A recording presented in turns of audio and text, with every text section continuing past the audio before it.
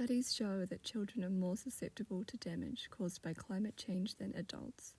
As a new mum with a passion for environmental stewardship, I believe New Zealand should prioritise the protection of children's rights that are at risk due to extreme weather events, sea level rise and land consequently becoming uninhabitable. This includes rights outlined in the Universal Declaration of Human Rights, or UDHR, which impact physical and psychological well-being, such as food and home security, and health. New Zealand's responsibility to protect human rights should be commensurate to the benefits gained through damages caused by development, consumption, and greenhouse gas emissions.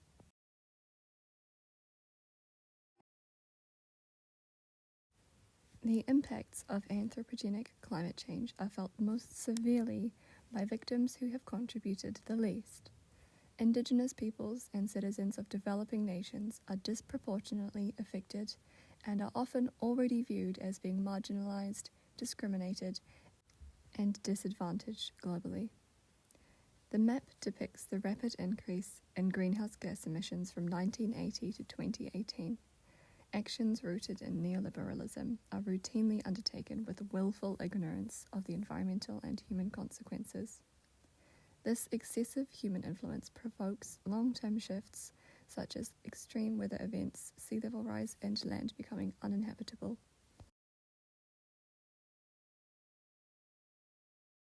Human migration was identified by the first IPCC report as the most substantial impact of climate change, with more than 150 million people initially estimated to be displaced without home security. Since 2019, the number of people facing extreme food insecurity has climbed from 135 million to 345 million. This is a large increase from initial predictions. A Greenpeace leader also affirmed that food insecurity will increase with climate-induced migration.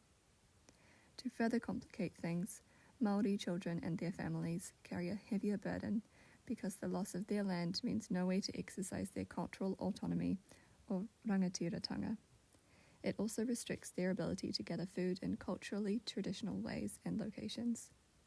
Māori are more likely to live in homes with poorer infrastructure, leaving them even more vulnerable to extreme weather events.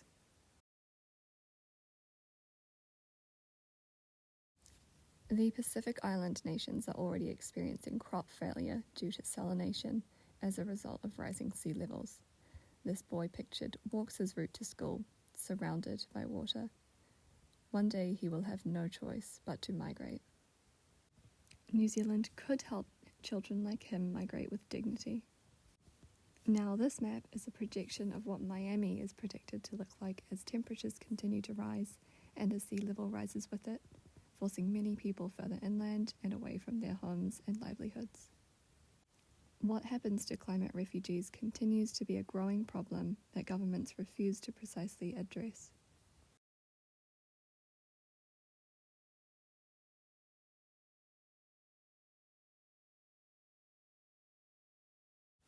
This final map projects where nutritional deficiencies are expected to cause the most deaths due to malnutrition at a 2 or 4 degrees rise in temperature. The World Health Organization estimates that children will suffer more than 80% of the illnesses, injuries, and deaths attributable to climate change. Climate-related psychological harms are less documented than physical ones, but the devastating impacts are clear. An example of this is the Pakistan flooding in 2010, which caused 73% of 10 to 19-year-olds to display severe PTSD. Other frequently associated reactions to extreme weather events can include distress, grief, and anger, loss of identity, feelings of helplessness and hopelessness, and higher rates of suicide.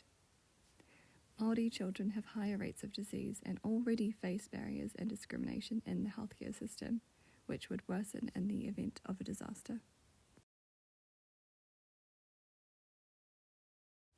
Extinction Rebellion members are pictured here protesting the business-as-usual mindset.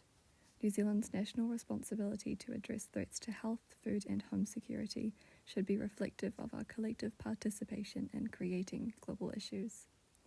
In many of the examples mentioned, the victims benefited least from globalization, contributed least to climate change and are at greatest risk of suffering, children and Indigenous people in particular.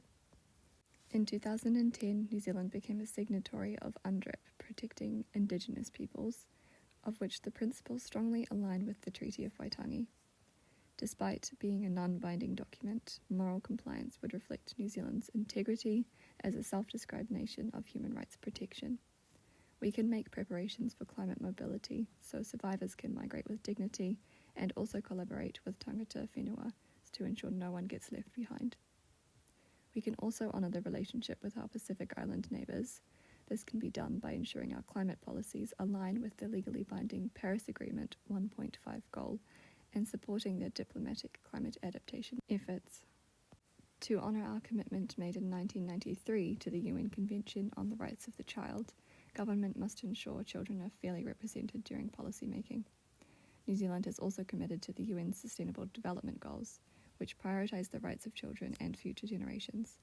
Unfortunately, not only are we falling short of commitments, but as some argue, the goals sidestep a key solution to many issues, which is to reduce consumption by the world's wealthy and slow the pace of further harm. Furthermore, corporate interests should not influence environmental issues, given the litany of evidence regarding greenwashing and lobbying to promote interests that do not support these rights.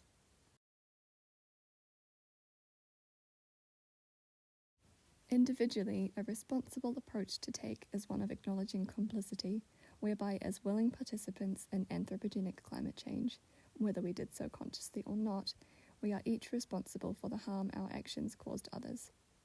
In 2022, ignorance is no excuse with the abundance of resources and evidence available. So, what can you do to show solidarity and stand up for these rights? You can educate yourself and let your informed actions inspire others. Vote with your dollar, boycott companies and services that are unethical, and reduce your emissions and consumption. Lobby for corporate transparency and engage in regional political activity. Increase food security by creating or contributing to a community food garden.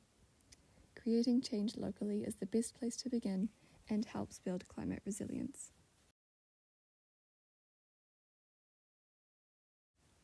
Climate justice is human justice. As temperatures rise, people will continue to feel the effects of climate change. The Western dominant, profit-driven views of success and wealth need to be systematically adapted to enable a sustainable future of protected rights for all and transition from an anthropocentric view back to a biocentric one. Through individual and collective participation in the problems, New Zealand must begin immediately and ambitiously to mitigate further human rights violations. We are responsible to support the right to food and home security and health, particularly for every innocent child facing a lifetime ahead of uncertainty and instability at the hands of their predecessors. By safeguarding the physical and psychological well-being of children, they are more prepared to inherit the responsibilities of a changing climate. We can leave a responsible and sustainable legacy of our societal developments by providing them with the tools to build their climate resilience and adaptability with which to thrive.